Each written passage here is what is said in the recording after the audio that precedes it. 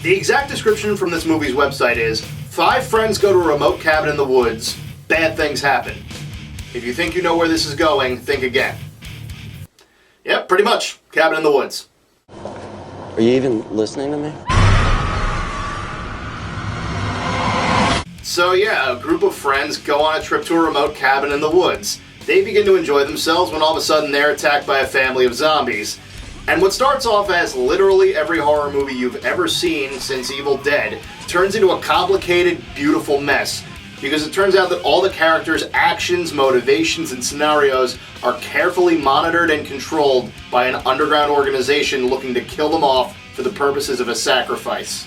So the characters try to not only avoid being killed by zombies, but then, unbeknownst to them, have to escape from an all-powerful, all-seeing force that tries to take them out one by one. Most people who are explaining this movie to somebody for the first time tend to leave out the whole underground organization thing for the sake of a decent twist, but I think knowing about it doesn't take away a damn thing. There are some things that I'll keep secret for the sake of a good viewing experience, but that's not one of them. Think about every horror movie that you've ever seen and how stereotypically the characters are all made to act like. The stoner, the jock, the virgin, the scholar. Now imagine they were all made to act like that to fill some sort of prophecy. This isn't right, we should split up. We can cover more ground that way. Yeah, good idea. Really? Can't you name like 9 or 10 movies right off the bat where this theory applies? And it makes sense? That's the scary thing. The characters don't start out as cut-out copies of themselves either. They're decently written and have backstories and personalities that are stripped away to make way for the basic horror tropes. The whole movie is a love letter to horror movies in literally every fashion. You can see where all of these parts are coming from. From the creepy old man who gives them directions, to the ancient items that unleash creatures from the depths of hell, to the ending which contains references to everything that has ever been scary or fascinating about horror movies. 2 of the main characters manage to find themselves in the building where all the creatures come out of, and the realization that they're part of some weird game or something is just great. I won't show you the scene where all the creatures come out of the facility elevators at once, but do yourself a favor, the second or third time you watch it, from that scene to the end of the movie, try and count how many horror references you can spot by title. Oh, shit. I got up to like 20, and I'm pretty sure I'm missing some of the big ones.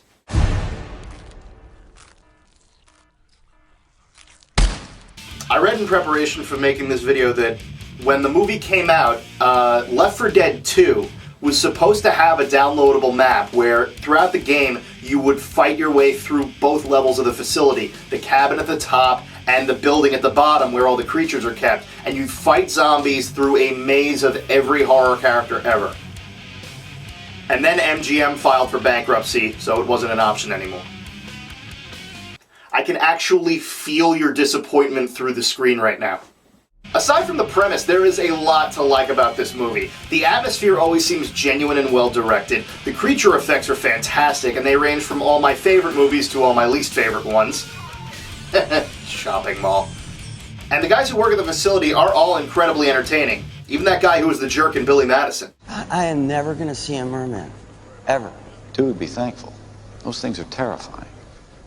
The cleanup on them is a nightmare. The way they work through their scenes throughout the movie is really well done, and all the moments where you see how much they're in charge of the situation are always good.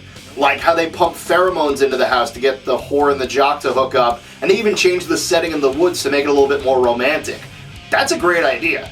Probably my favorite is how there are so many options for them to choose what happens to the characters that all the departments in the building bet on what's going to happen in the end.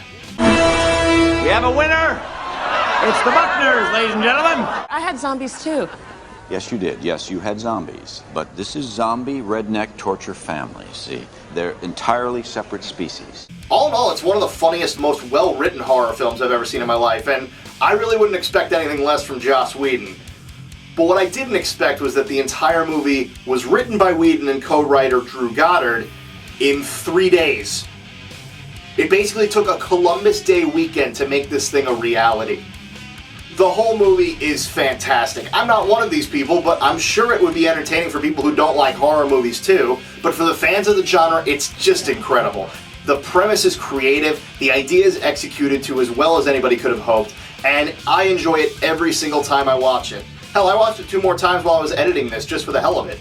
And even though the ending wouldn't really make for a logical sequel, the movie made a lot of money and it won a ton of awards, so I wouldn't mind a second one of these, a prequel maybe, or just anything else horror related from Joss Whedon.